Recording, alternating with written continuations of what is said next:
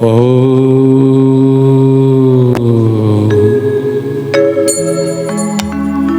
त्वां स्वाहा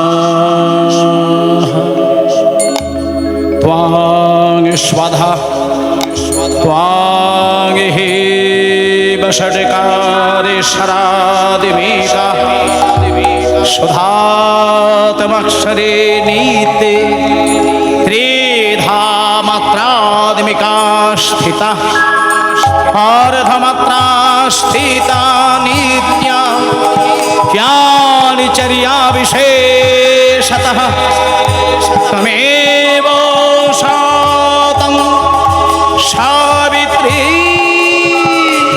तं देवी जननी वरा त्वयैव दर्याते सर्वा त्वयैतत्सृज्यते जगत् त्वयैतत्पन्नाति देवी तमादिशन्ति च सर्वदा विसृष्टौ सृष्टिरूपातं स्थितिर्वाचबालने तथा संगृहीते रूपन्ते जगतो हास जगन्मयी महावेद महामाया महामेधा महास्मृति महामोहा च भवति महादेवी महेश्वरी प्रकृतिस्थं च सर्वस्व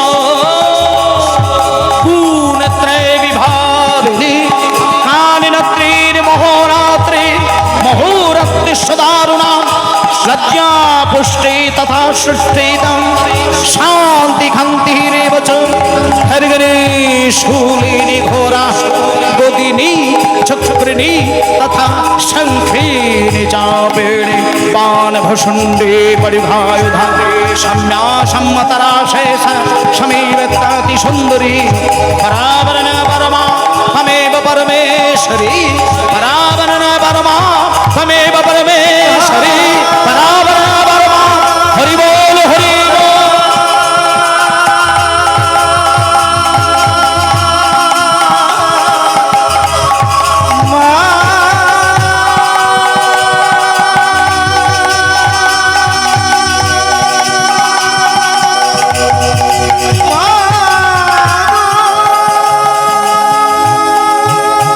निताय गौरी परमानंदे हरि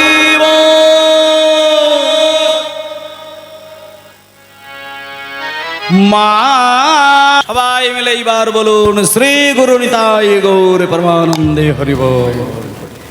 তাহলে মা কত সুন্দর দেখুন, গৌরাঙ্গকে খুশি করার জন্য তার সেবার জন্য যতগুলো নিয়মের মধ্যে বিশেষ বিশেষ নিয়মগুলো আমরা অনুসরণ করে নিলাম, ব্যাস গৌরকে আমরা কাছে পাওয়ার কৌশলটা জেনে নিলাম। এইবার গ্রামে যেহেতু মায়ের প্রতিষ্ঠা দিবস হচ্ছে আজকে, প্রতিষ্ঠার দিন, তাই মাকেও কিন্তু আমরা নানান দিক থেকে কিন্তু একটু ডেকে নিলাম। কারণ অনেক জায়গায় দেখবেন মা কালীর ভক্ত আর কৃষ্ণের ভক্ত, দুই ভক্তের মধ্যে কিন্তু একটা যুদ্ধ কিন্তু সারা জীবন থাকে।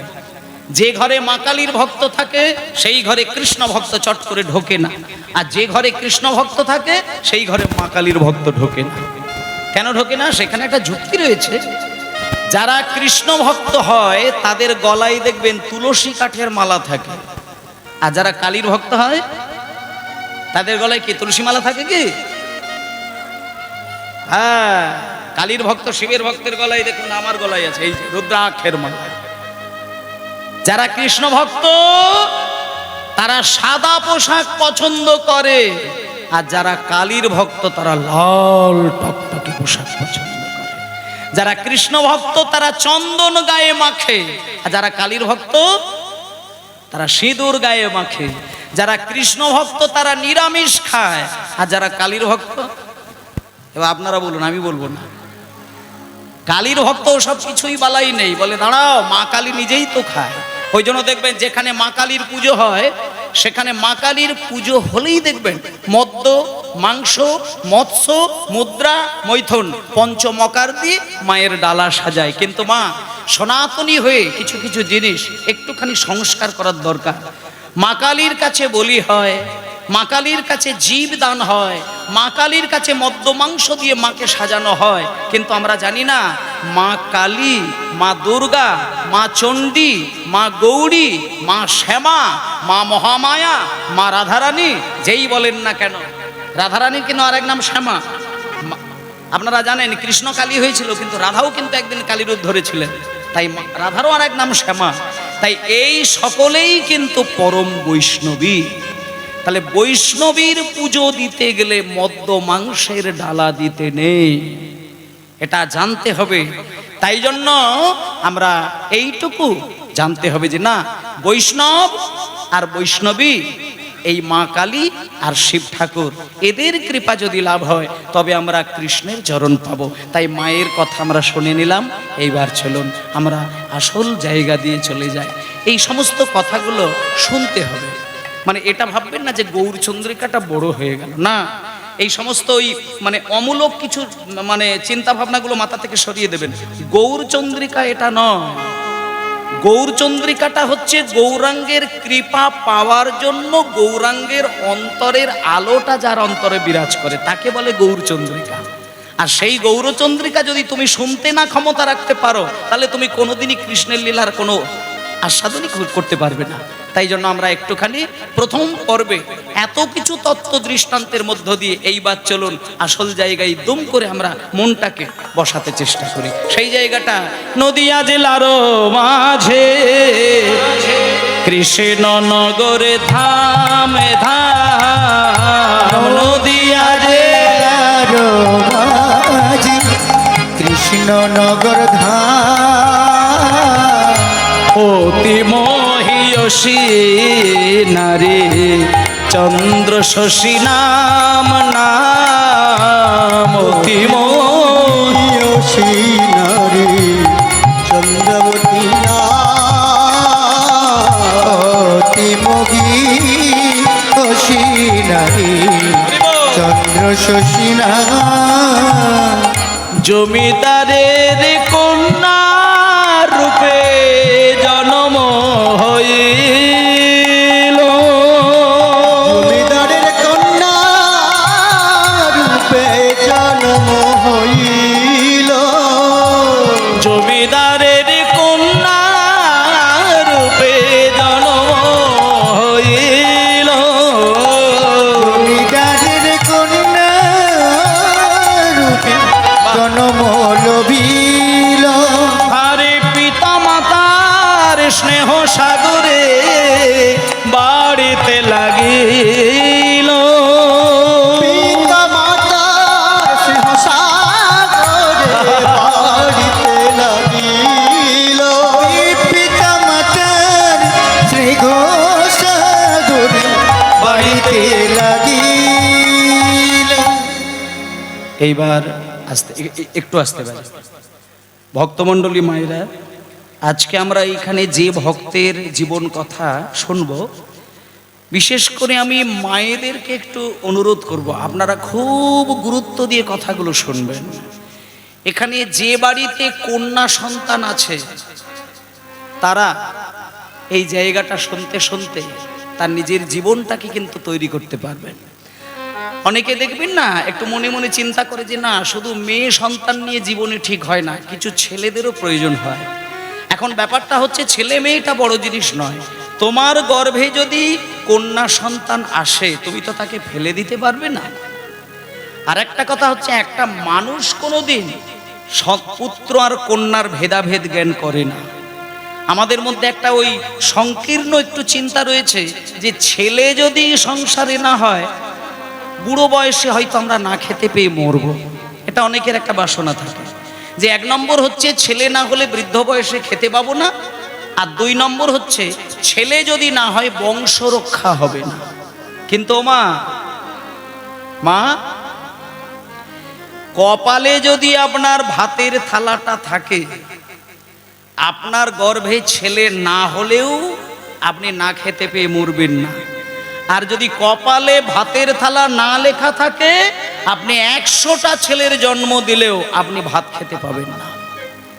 কারণ একটা সত্য প্রমাণ আপনাদের বলে দিই, বেটার বাপ হতে স্বাদ কেন চিতে, বেটা কি তোমায় করবে সুখী, শত বেটার বাবা হয়ে গেছে হাবা, রামায়ণে তার প্রমাণ দেখি। রাবণ রাজা ছিল লঙ্কার অধিপতি, 1,00,000 বেটা তার 1,15,000 নাতি, কেহ না রহিল বংশে দিতে বাতি, রামায়ণে তার প্রমাণ দেখি। তাহলে আপনি কোথায় যাবেন? ছেলে ছেলে ছেলে ছেলে করে পাগল হয়ে মুখ থুবড়ে পড়লেন, কিন্তু ওই ছেলেকে আপনি কোটি টাকা ব্যয় করে বিরাট একটা ইঞ্জিনিয়ার তৈরি করলেন। সেই ছেলে যখন সুন্দরী মেয়েকে বউ করে কাছে পেল, কলকাতায় গিয়ে ফ্ল্যাট কিনে নিয়ে স্বামী স্ত্রী দামি দামি খাবার খেয়ে দিন কাটালো, আর গ্রামের বাড়িতে মা বাবা ভিক্ষে করে জীবন অতিবাহিত করলো। নিতাই গৌর প্রেমানন্দে হরি বল। একটা কথা হচ্ছে কি, যারা মাকে যথাযোগ্য সম্মান না দিয়ে, বাবাকে যথাযোগ্য সম্মান প্রদান না করে, যে ছেলে শুধু স্ত্রীর মুখ দেখে জীবন কাটায়, সেই ছেলে ভগবানের কাছে যদি কোনো সেবার জন্য মিষ্টি সন্দেশ রসগোল্লা নিয়ে যায়, ওই সন্দেশ রাস্তার কুকুরের সেবায় লাগে, ভগবানের সেবায় লাগে না। এটা আমি বলছি না, শাস্ত্র বিভিন্ন দিক দিয়ে প্রমাণ করছে যে মাকে সম্মান দেয়নি সেই ছেলের হাত দিয়ে ভগবান সেবা পায় না। যে বাবাকে সম্মান দেয়নি তার অন্তর থেকে সেবা কোনোদিন গোবিন্দের চরণে যাবে না। তাই জন্য একটা কথা বলে দেই, ছেলের মা হয়েছেন কি মেয়ের মা হয়েছেন, ওই দুঃখটা আপনি নেবেন না। আজকে আপনাদেরকে যে যার জন্য মায়েদেরকে বলছি একটু গুরুত্ব দেবেন।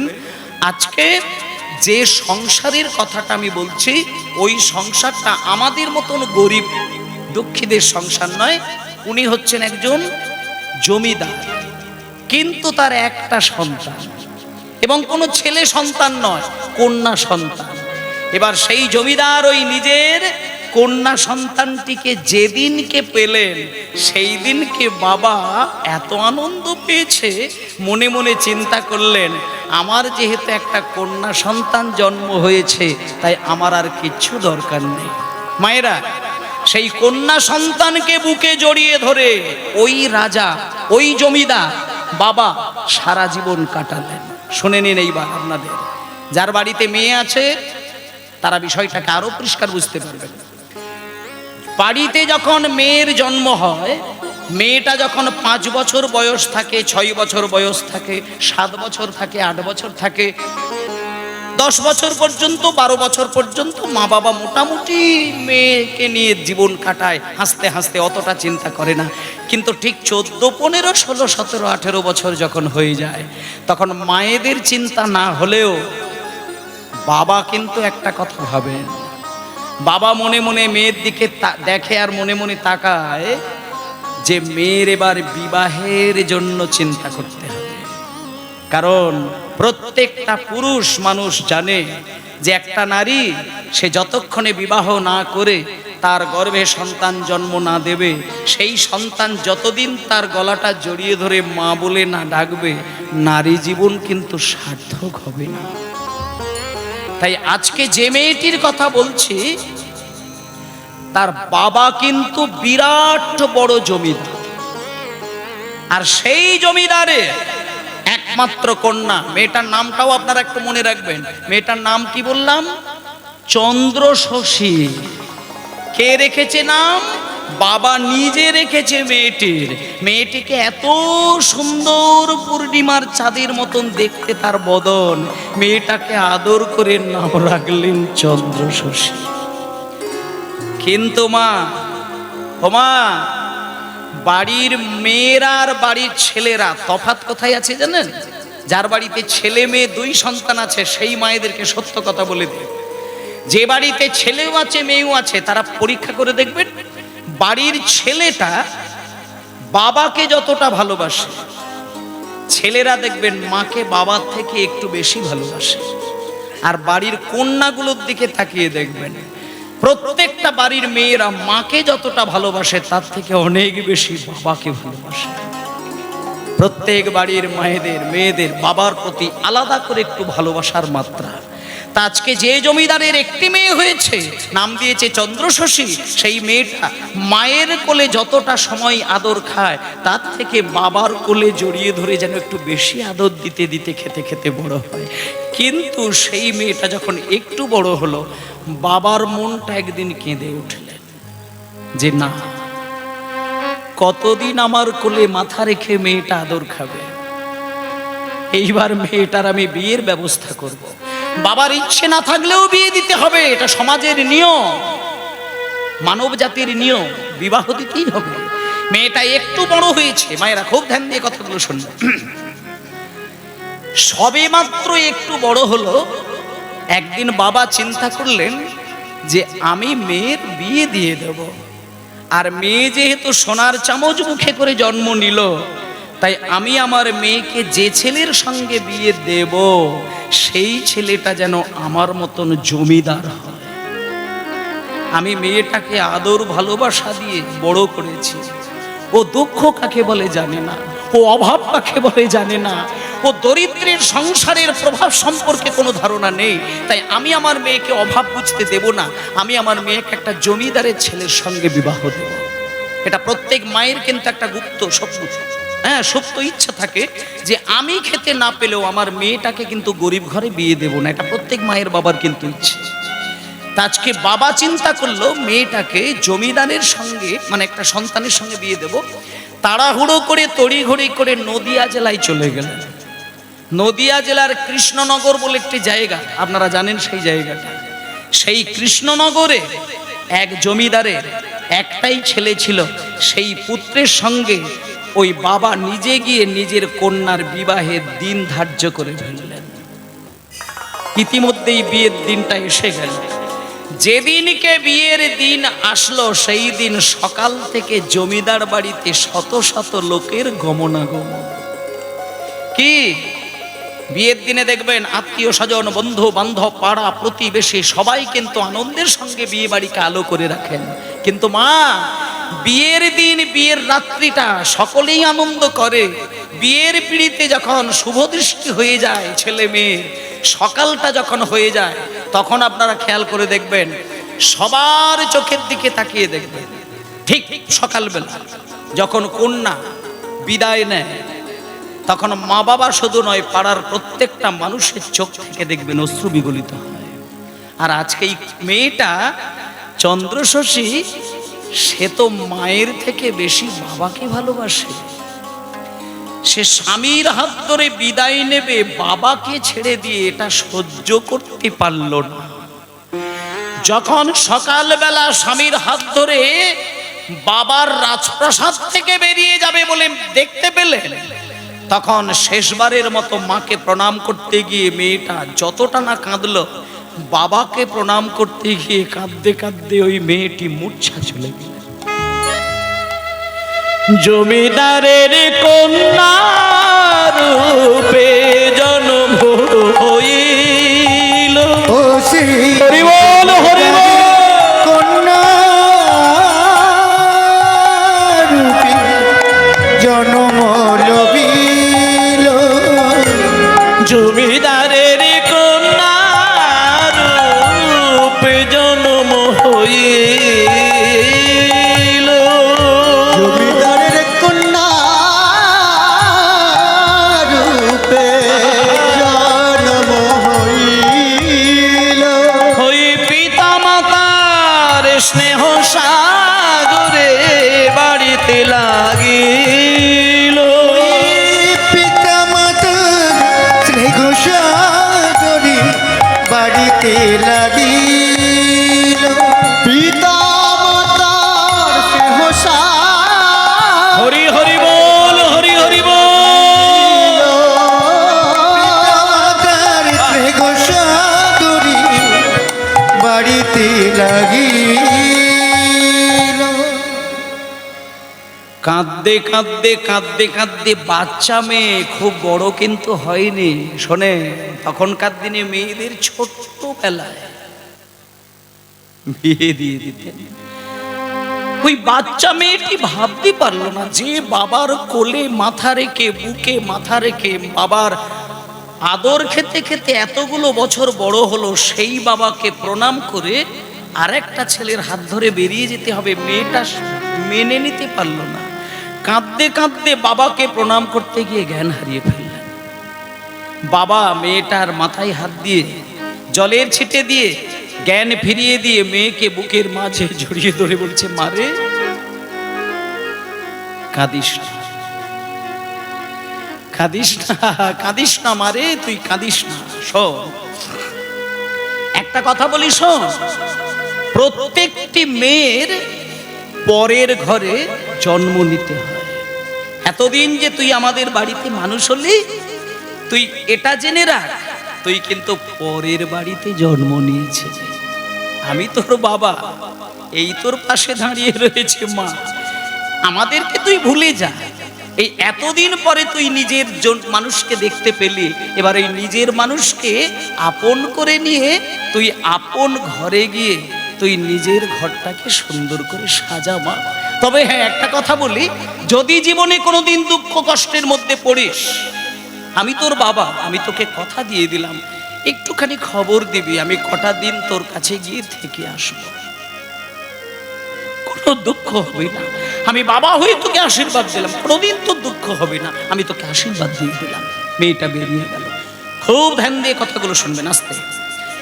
যখন ওই আস্তে বাবা, মাইক বাবা, মাইক বাবা, এখানে কথা বলবেন, কথা বলবেন, এখানে কথা নয়। যখন ওই ছোট্ট মেয়েটা বাবা মাকে প্রণাম করে কাঁদতে কাঁদতে কাঁদতে কাঁদতে স্বামীর হাত ধরে বেরিয়ে গেলেন, কয়েক ঘন্টা পথ যেতে যেতে যেতে যেতে যখন স্বামীর বাড়িতে প্রবেশ করছে, চন্দ্রশশী দেবী কিন্তু একটা জিনিস দেখে একটু শান্তি পেল। আমার বাবার যেমন বাড়িটা ছিল বিরাট একটা বাড়ি, জমিদার বাড়ি, আর স্বামীর ঘরে ঢুকতে গিয়ে দেখছে স্বামীর বাড়িটাও বাবার বাড়ির মতন বিরাট একটি বাড়ি। অন্তত বাড়িটাকে সুন্দর দেখে চন্দ্রশশী দেবী ভাবলো, আমার বাবার মতন আমার স্বামীও জমিদার, অসুবিধে নেই, কোনো অভাব নেই। হ্যাঁ, দামি দামি সোনার জিনিস, দামি দামি শাড়ি, বিরাট বড় একটা রাজপ্রাসাদ, বিরাট উঠোন, বড় বারান্দা, বড় বড় ঘর, জমি জায়গা, কোনো কিছু অভাব নেই। দিনে দিনে দিনে দিনে দিনে দিনে মাস কেটে যায়। আপনারাও তো স্বামীকে ভালোবাসেন, আর ওই ছোট্ট বাচ্চা মেয়ে চন্দ্রশশী দেবী, সেও কিন্তু তার স্বামীকে ভালোবাসছেন। তবে স্বামীকে স্বামী মনে করে নয়, স্বামীকে স্বামী দেবতা বলে তিনি কিন্তু হৃদয় সিংহাসনে বসিয়ে রেখেছেন। আর আলাদা করে কোনো ভগবানের কাছে ধূপ দেওয়া, আলাদা করে কোনো তুলসী তলায় প্রদীপ ধরানো, এটা কিন্তু ওই চন্দ্রশশী দেবী কোনোদিন করেনি। চন্দ্রশশী দেবীর নিয়মিত কাজটা শুনে নিন একটুখানি। হ্যাঁ, সারাদিনের মধ্যে সময় করে স্বামীর সেবা করে, সারাদিনের মধ্যে দামি দামি শাড়িগুলো আলমারিতে গুছিয়ে বাগিয়ে রাখে, আর ওই দামি দামি অলংকারগুলোকে সাজিয়ে সাজিয়ে লকারে রাখে। কিন্তু সকাল সন্ধ্যা কোনো টাইমই ওই মেয়েটা কিন্তু ধূপ ধুনো দেয়নি, এটা তার বাবা শেখায়নি। ধীরে ধীরে দেখতে দেখতে 6টা মাস, 7টা মাস, 8টা মাস, 9টা মাস করে কেটে যায়। কিন্তু মায়েরা, মেয়েটার কপালটা ভালো নয়। বাবাকে ছেড়ে মাকে ছেড়ে দিয়ে স্বামীর হাত ধরে নিজের বাড়িতে এলে, এত বিরাট রাজবাড়িটাকে নিজের হাতের মুঠোই করে নিয়ে সাজাতে শুরু করলেন। স্বামীকে রান্না করে খাওয়ানো শিখে গেলেন, রাত দিন স্বামীর পদসেবা করতেও শিখে গেলেন, স্বামীকে ভালোবাসতে শুরু করলেন, স্বামী সুখে ঘর করতে শিখে গেলেন। কিন্তু কপালটা মেয়েটার ভালো নয়। মাত্র কটা বছর, কটা মাসের পরেই ওই ছোট্ট মেয়েটি স্বামীকে চিরকালের জন্য হারিয়ে ফেলল। মাত্র কটা মাস পরে ওই ছোট্ট চন্দ্রশশী দেবী স্বামীকে হারিয়ে ফেললেন। জমিদার মারা গেলে, যখনই স্বামী মারা গেছে, চন্দ্রশশী দেবী কাঁদতে কাঁদতে মামা বলিয়া শশী অঙ্গয়া ছাড়িল, হরি হরি বলিয়া শশী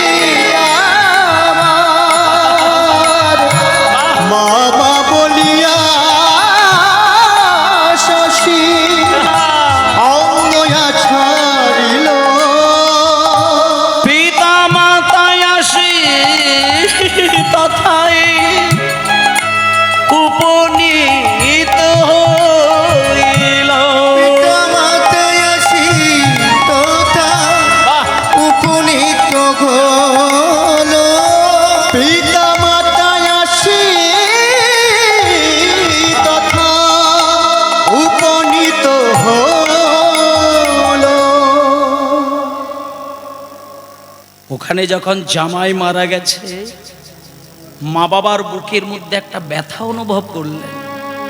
মায়েরা, কোনো মা যখন সন্তানের জন্ম দেয় তার কিন্তু নাড়িটাকে ছেদন করেই কিন্তু সন্তানকে পৃথিবীর মুখ দেখায়।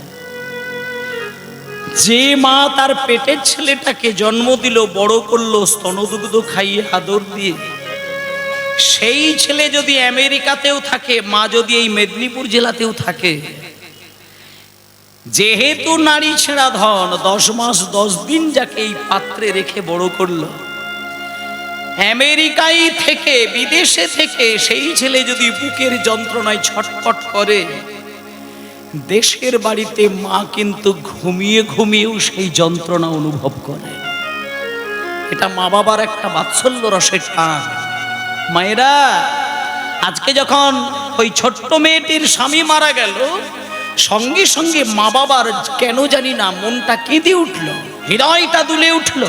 ছুটে গিয়ে দেখলো আদরের কন্যা তার একমাত্র পতিদেবতা স্বামী হারা হয়ে গেছে, পতিদেবতা মারা গেছে। সঙ্গে সঙ্গে ওই ছোট্ট মেয়েটার কান্নাটা সামলাবে কে?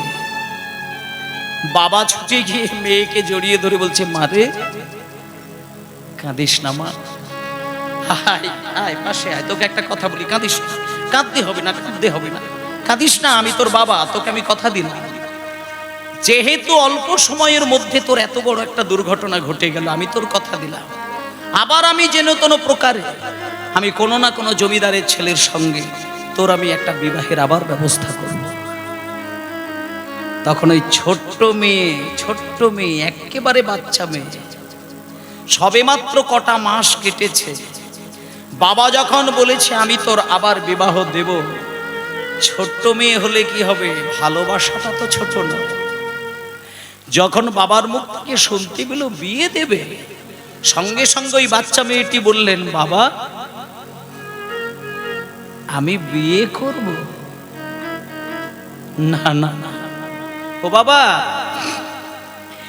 এই হৃদয় সিংহাসনে যাকে আমি স্বামী দেবতার আসনে বসিয়ে দিয়েছি, আমি যতগুলো দিন বেঁচে থাকব, আমি জীবনে আমার এই সিংহাসনে দ্বিতীয় কোনো পুরুষকে আমি আর বসাবো না।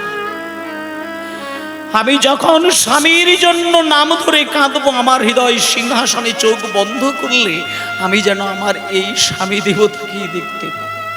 আমি বিয়ে করব না, আমি আর বিবাহ করব না, এই স্বামী দেবতা আমার হৃদয় আলো করে সারাটা জীবন থাকবে, আমি আর বিবাহ করব না। দেখতে দেখতে কটা দিন কেটে যায়, কটা দিন কটা রাত কেটে গেল। একদিনকে স্বামী শ্রাদ্ধের দিন এসে গেল। আমরা কেউ মারা গেলে বাড়িতে শ্রাদ্ধ অনুষ্ঠান করি না, তা চন্দ্রশশী দেবীরও স্বামী মারা গেছেন, শ্রাদ্ধ তো তাকে করতেই হবে। শ্রাদ্ধযজ্ঞ শুরু হয়ে গেছেন, কিন্তু ওমা, শ্রাদ্ধ তো হবে, স্বামীর জন্য ঘাট শ্রাদ্ধ তো হবে, কিন্তু মা কিন্তু ঘাট শ্রাদ্ধের দিনে যা কিছু করার করেছে, কিন্তু আসল কাজটা কিন্তু মা করেনি। তার জন্য যেদিনকে স্বামীর শ্রাদ্ধের দিন এসে গেল, সকালবেলায় একদল বৈষ্ণব ওই চন্দ্রশশী দেবীর রাজবাড়ির সামনে এসে ভজ রাধা কৃষ্ণ গোপাল কৃষ্ণ, কৃষ্ণ কৃষ্ণ বল মুখে মনরে, হরি হরি হরি হরি বল। গোপাল কৃষ্ণ কৃষ্ণ কৃষ্ণ বল মুখে মনরে, ভজ রাধা কৃষ্ণ গোপাল কৃষ্ণ, কৃষ্ণ কৃষ্ণ বল মুখে মনরে, ভজ রাধা কৃষ্ণ গোপাল কৃষ্ণ, কৃষ্ণ কৃষ্ণ বল মুখে মনরে। নামে বুক ভরে যায় অভাব মেটায়, অভাব মিটায়, নামে বুক ভরে যায় অভাব মেটায়, মরে যায় অভাব মিটায়, স্বভাব জাগায় সবাই মহাসুখে ভজ রাধা কৃষ্ণ গোপাল কৃষ্ণ কৃষ্ণ কৃষ্ণ বল মুখে মনরে রাধা কৃষ্ণ গোপাল কৃষ্ণ কৃষ্ণ কৃষ্ণ বল মুখে মনরে আর হরি দিন বন্ধু চিরদিনের বন্ধু দিন বন্ধু চিরদিনের বন্ধু হরি দিন বন্ধু চিরদিনের বন্ধু হরি দিন বন্ধু চিরদিনের বন্ধু জীবের চির সুখে দুঃখে হরি দিন বন্ধু চিরদিনের বন্ধু জীবের চির সুখী দুঃখী আমার ভজনারে অন্ধ চরণার বিন্দ ভজনারে অন্ধ চরণার বিন্দ।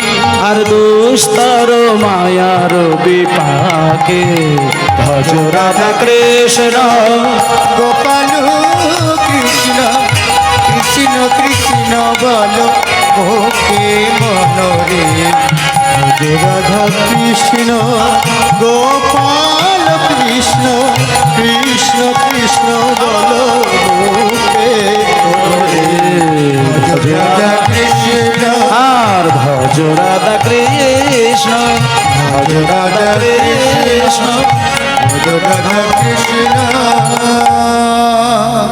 আজকে আপনাদের কাছে যে যদি পালাই ধরেন তাহলে পালাটাই যদি বলি, যে পালাটি আজকে আপনারা শুনছেন এর সত্য ইতিহাসের প্রমাণ যদি মনে হয় যে আমি দেখতে চাই, আমি ঠিকানা দেব, গিয়ে দেখে আসবেন।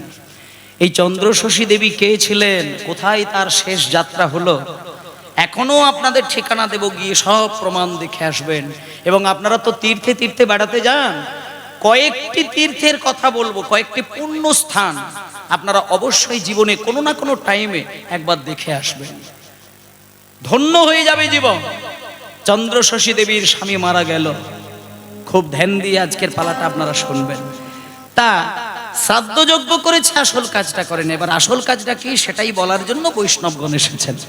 তা একদল বৈষ্ণব এসে দরজার সামনে যখন দাঁড়িয়েছেন, চন্দ্রশশী দেবী বৈষ্ণবগণকে দেখতে পেয়ে ছুটে গিয়ে বলছে, বাবা বলছি কে তোমরা গো, ভেতরে এসো ভেতরে এসো, আমি তোমাদের ঠিক মতো চিনতে পারছি না।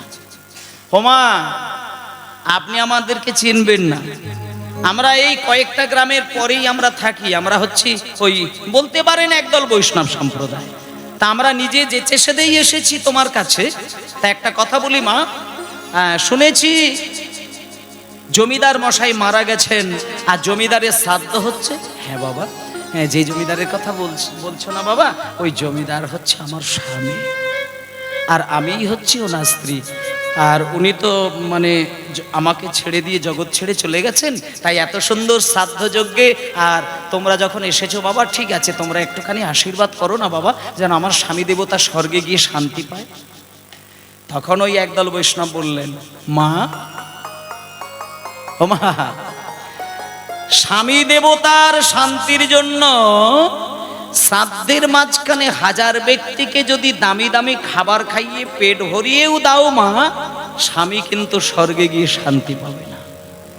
স্বামীর যদি শান্তি আনতে হয় স্বর্গে, তাহলে শুধু শ্রাদ্ধ অনুষ্ঠানে ভালো ভালো খাবার খাইয়ে দিলে হবে না, এই শ্রাদ্ধের মাঝখানে একটা কাজ করতে হবে, যেটা কিন্তু তুমি করোনি মা। কি বাবা, আমার স্বামীর শান্তির জন্য আমি কাজ করিনি মানে বাবা, আমি তো বুঝতে পারছি না কি কাজ। শোনো মা, শ্রাদ্ধের মাঝখানে একটুখানি টাকা খরচা করে এই বড় উঠোনের একটা কোণে একটু কীর্তনের ব্যবস্থা করো মা। কি বললে? কীর্তন? কীর্তন কীর্তন কীর্তন কীর্তন কীর্তন, একটু কীর্তনের ব্যবস্থা করো। যেই বলেছে কীর্তনের ব্যবস্থা করো, চন্দ্রশশী দেবী সঙ্গে সঙ্গে বলছেন, বাবা কীর্তনটা কি জিনিস? কীর্তন কি খায় না গায়ে মাখে? তখন বৈষ্ণবগণ বলছে, হাই সর্বনাশ মা, তুমি কীর্তন জানো নি? এ কি হিন্দু সনাতন ধর্মের বাড়ির তুমি মেয়ে, তোমার বাবা জমিদার, তোমার স্বামী জমিদার ছিলেন, আর তুমি কীর্তন বোঝো না? শোনো, কীর্তন মানে হচ্ছে ভগবানের গুণকথা। এই শ্রাদ্ধের মাঝখানে একটুখানি মনিটরটা হালকা একটু বাড়িয়ে দেবেন। এই শ্রাদ্ধের মাঝখানে যদি একটুখানি কীর্তন গানটা না করাতে পারো মা, আমি তোমাকে বলে দিলাম, স্বামীর আত্মা স্বর্গে গিয়ে কোনো দিন সুখ পাবে না। সেই জন্যই সনাতন ধর্মের বিধান, শ্রাদ্ধে তুমি যাই করো না কেন, একটা ধারে কিন্তু খোল করতাল বাজিয়ে কীর্তন করতে হয়। এটা প্রত্যেক সনাতন ধর্মের বাড়িতে হয়। তা চন্দ্রশশী দেবী বললেন, বাবা, স্বামীর শ্রাদ্ধের মাঝখানে কীর্তন না করলে যদি আমার স্বামীর আত্মার সুখ না হয়, যত টাকা লাগে লাগুক আমি ঢেলে দেব, কীর্তনের ব্যবস্থা করো। এবার তড়িঘড়ি করে দেখুন, এই গ্রামের মাঝে যেমন আজকে কীর্তন হচ্ছে, ঠিক এই রকমই চন্দ্রশশী দেবীর আদেশে অনুমতি পেয়ে সঙ্গে সঙ্গে গ্রামবাসীগণ কীর্তনের ব্যবস্থা করলেন। সুন্দর করে বাসর সাজালেন, কীর্তনিয়াকে খবর দিলেন, কীর্তনিয়া আসলেন। এবার কীর্তনিয়া আসরে ওঠার আগে মাকে প্রণাম করতে গেলেন। মাকে প্রণাম করতে গিয়ে বলছে, ও মা, আর মানে আপনার মানে রাজবাড়িতে কীর্তন হচ্ছে তো, সেই জন্য একটা কথা আপনাকে আমি বলতে চাই। এই গ্রামের যতজন মানুষকে আমি দেখতে পাচ্ছি, এনারা কীর্তন শুনুক বা না শোনো ওটা নিয়ে কিছু এসে যায় না, কিন্তু মা, তোমার স্বামীর শ্রাদ্ধে যেহেতু কীর্তন হচ্ছে, সেখানে একটু কীর্তন যদি তুমি মন দিয়ে না শোনো, তাহলে কিন্তু স্বামীর আত্মার কল্যাণ হবে না। এটা যখনই শুনতে পেয়েছে, জমিদার গিন্নিমা হাত জোড় করে প্রতিজ্ঞা করলেন, বাবা, তুমি চিন্তা করো না, তুমি যতক্ষণ কীর্তন গাইবে, আমি কথা দিলাম তোমার সামনে মাথা নত করে আমি কীর্তন শুনবো। এই যেমন আপনারা আজকে কীর্তন শুনতে বসলেন, ঠিক জমিদার গিন্নিমা এই প্রথম স্বামীর শ্রাদ্ধে ঘোমটা দিয়ে মাথা নত করে চোখ বন্ধ করে কীর্তন শুনলেন। আর যিনি কীর্তনিয়া, তিনি উদার্ত কণ্ঠে ভগবানের চরণে আকুল হয়ে একটা গান গাইলেন। সেই গানটি, তুমি আপনা হইতে হও আপনার, যার কেহ নাই তুমি আছো তার, তুমি আপনা হইতে হও আপনার, যার কেহ নাই তুমি আছো তার। নিতাই গৌর হরি হরি বল।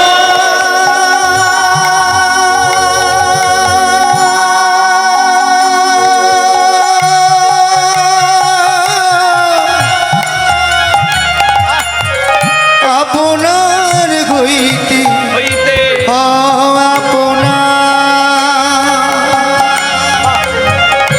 যার কি গুনাহ তুমি আছো তার। কি সবই মিছে কথা ভাবি সেবার, সবই মিছে কথা ভাবি সে বারো, বড় বাজে দিন স্মরণে কেন বঞ্চিত হব চরণে, কেন বঞ্চিত হব চরণে,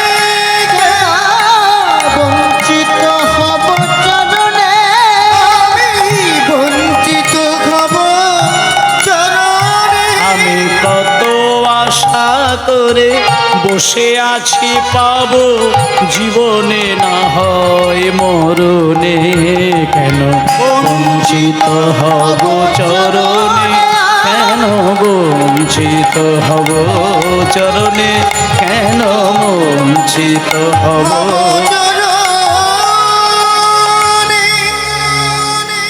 কীর্তনটা যেই শেষ হয়ে গেল, ভালো করে দেখুন এইবার মা, কীর্তন যখন সমাপ্ত হয়ে গেল, কেউ ওঠার আগে চন্দ্রশশী দেবী উঠেই দুম করে কীর্তনিয়া দুটো চরণকে জড়িয়ে ধরে কাঁদতে শুরু করলেন। চরণ দুটো জড়িয়ে ধরে চন্দ্রশশী দেবী বলছে, বাবা ঠাকুর, বাবা ঠাকুর, বাবা ঠাকুর, তুমি যে গানটা গাইলে, আচ্ছা ওই গানটা কি ঠিক গান বাবা ঠাকুর?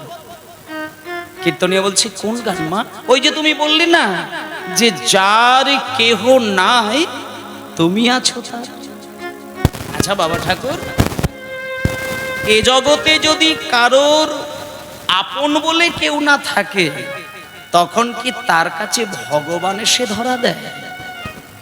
তখন এবার চন্দ্রশশী দেবীকে বসিয়ে রেখে কীর্তনিয়া বলছেন, মা, মা, তুমি বোধহয় জানো না, তুমি বোধহয় জানো না, কলিযুগে না নিতাই আর গৌর এতটাই উদার ভগবান, নিতাই গৌরকে যদি ভালোবেসে কেউ তার নাম ধরে ডাকে, তার মনের সমস্ত কথাগুলো নিতাই গৌর শুনতে পায়। আর যখনই নিতাই গৌর কথাগুলো শুনতে পায়, তার মনের ইচ্ছা কিন্তু নিতাই গৌর পূরণ করে দেয়। মা, নিতাই গৌর প্রেমানন্দে হরি ও। যখনই বলেছে নিতাই গৌর মনের ইচ্ছা পূরণ করে, চন্দ্রশশী দেবী দুম করে ওই কথাটাকে টেনে নিলেন। টেনে নিয়ে বলছেন, তাহলে বাবা ঠাকুর, তার মানে তুমি বলতে চাইছো নিতাই গৌর কথা শোনে এবং কথা মানে, তাই তো? তাহলে এইবার আমি একটা কথা বলি, তোমাদের এই নিতাই গৌরকে আমি যদি দুহাত পেতে একটা জিনিস চাই, ওরা আমাকে ফেরাবে না তো? আমার সব কথা শুনবে তো? আমাকে দেবে তো? তখন এইবার কীর্তনিয়া বলছেন, মা, আমি তো শুনেছি তোমার বাবা জমিদার, আমি তো শুনেছি তোমার স্বামীও জমিদার, শুনেছি শুধু না, আমি তো দেখছি রাজবাড়িতে। তাহলে যার বাবা জমিদার হয়, যার স্বামী জমিদার হয়, সে আবার ভগবানের কাছে আবার হাত বাড়িয়ে চায় না কি মা? এটা তো ভালো জিনিস নয়। তখন এইবার জমিদার গিন্নিমা বলতে বাধ্য হয়ে গেলেন, শোনেন মা। এইবার জমিদার গিন্নিমা ভেবেছিল আমি বলবো না, কিন্তু এই কথাটা শুনে জমিদার গিন্নিমা আস্তে করে কীর্তনিয়াকে একটা কথা বললেন, কীর্তনিয়া বাবা, তুমি কাউকে বলো না, একটা কথা বলি, আমার বাইরেটা তুমি দেখে বিচার করো না, একটুখানি তুমি আমার মনের ভেতরের খবরটা নাও। আমি কিন্তু নারী জাতি।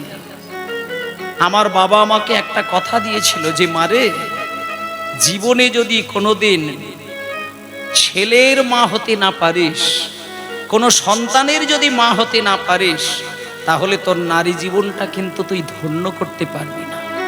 তা আমি অল্প বয়সে স্বামীকে হারিয়ে ফেললাম, আমাকে আর জীবনে কোনোদিন মা ডাক শুনতে হবে না। তাই আমি শুধু কাঁদতে কাঁদতে একটা জিনিস শুধু বলি, নিতাই গৌরকে যদি আমি ভালোবেসে আমার বুকের মধ্যে জড়িয়ে ধরে ডাকি, আচ্ছা বাবা, ওই নিতাই গৌর কি কোনোদিন আমাকে মা বলে ডাকবে? এইটুকু শুধু আমি চাই, আর আমি কিচ্ছু চাই না। আমি টাকা পয়সা সোনা দানা চাই না, আমি শুধু নিতাই গৌরের মা হতে চাই। তখন কীর্তনিয়া বললেন, মা, নিতাই গৌরের মা যদি তোমাকে হতেই হয়, তাহলে একটা সত্য কথা তোমায় মানতেই হবে মা, অল্প বয়সে বিধবা হওয়া আর অল্প বয়সে গলায় মালা নিয়ে জপের মালায় নাম করা, ওই দুটোরই কিন্তু যন্ত্রণার শেষ নেই। একটা বাচ্চা মেয়ে যদি স্বামী হারিয়ে ফেলে, সে যদি তুলসী পাতার মতন পবিত্রভাবে জীবন কাটায়, সমাজ কিন্তু তার দিকে আঙুল তুলে কথা বলে। তাই মাগো, তুমি অল্প বয়সে স্বামী হারালে, তাই আজকে যদি তুমি হঠাৎ স্বামী মরে যাবার পরে গলায় মালা নিয়ে, হাতে জপের মালা নিয়ে, দাদু সঙ্গে তিলক সেবা করে রাস্তা দিয়ে যদি হরি হরি করতে করতে যাও, আমি তোমায় বলছি গ্রামবাসী তোমাকে কিন্তু কটূক্তি করে কথা বলতে পারে। তাই জন্য মা, তুমি গ্রামের মানুষকে দেখিয়ে কোনোদিন নিতাই গৌরকে ভালোবাসতে যেও না।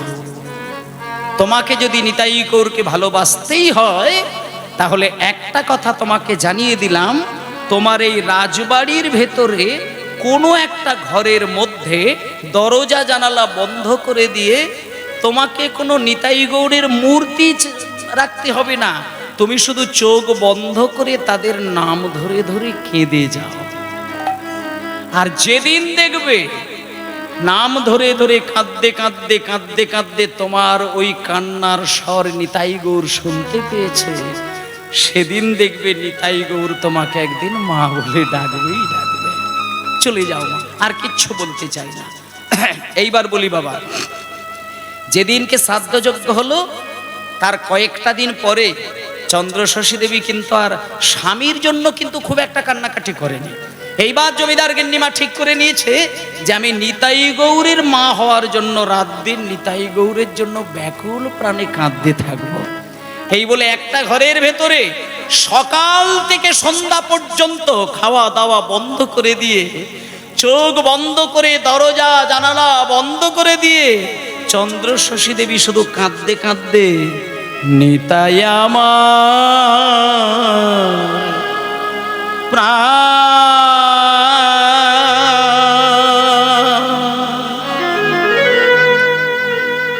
গৌর আমারে প্রাণ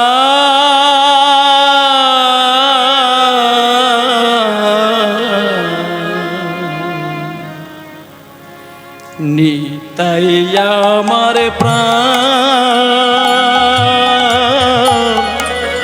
গৌর আমার প্রাণ। হরি হরি হরি বল। তাই আমার প্রাণ গৌর আমার প্রাণ, তাই আমার প্রাণ গৌর আমার প্রাণ। তারে ভক্তি ভরে ডাগলে পরে পুরায় মনস্কার। তারে ভক্তি ভরে ডাকলে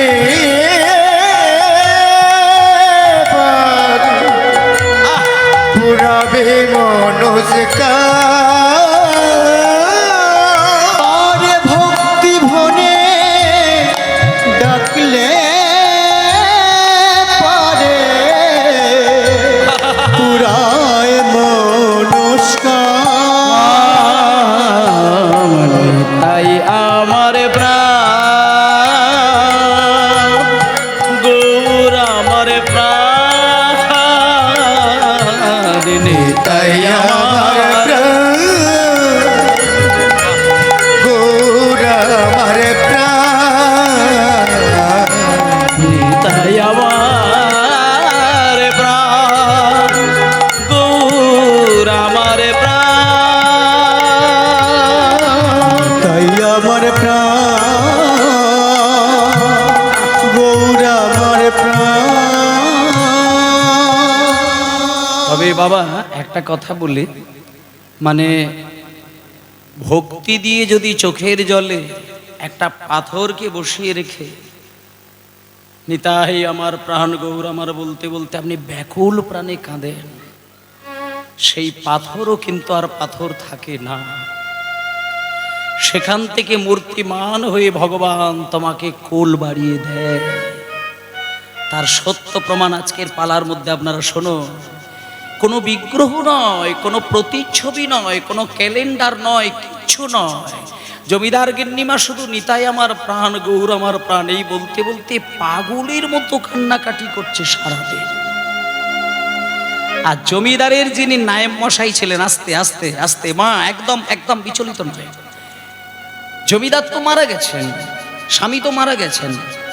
স্বামীর মানে জমিদারের যিনি ডান হাত বাম হাত ছিলেন, সেই নায়েব মশাই একদিন সকালবেলা এসে একটুখানি মনিটরের ভলিউমটা কিন্তু কমে গেছে, মনিটরটা আগে যেটা ছিল তার থেকে একটু কমিয়ে দিয়েছো তুমি, একটু বাড়িয়ে দাও, একটু বাড়িয়ে দাও। তো এবার নায়েব মশাই দরজার বাইরে এসে আস্তে আস্তে আস্তে মা দরজার বাইরে এসে দেখছে ভেতর থেকে চন্দ্রশশী দেবী মানে গুমড়ে গুমড়ে ফুপিয়ে ফুপিয়ে যে একটা কান্নার যে একটা ভাব, সেটা কিন্তু বাইরে থেকে শোনা যাচ্ছে। কিন্তু নায়েব মশাই কিছু বলেনি, শুধু ওই দরজার বাইরেতে দাঁড়িয়ে দাঁড়িয়ে নায়েব মশাইও কাঁদছেন আর একটা কথা শুধু ভাবছেন, অল্প বয়সে স্বামী হারিয়েছে, ও কাঁদুক, একটুখানি কাঁদো, কেঁদে নি কেঁদে নি কেঁদে নি, কেঁদে কেঁদে কেঁদে কেঁদে বুকটা একটু হালকা হয়ে যাবে। আমি বরং কয়েকটা দিন পরে আসবো, মাকে আমি বোঝাবো, কয়েকটা দিন কেঁদে নিক, একটুখানি হালকা হয়ে যাক, তারপরে মাকে বসেই কটা কথা বলবো।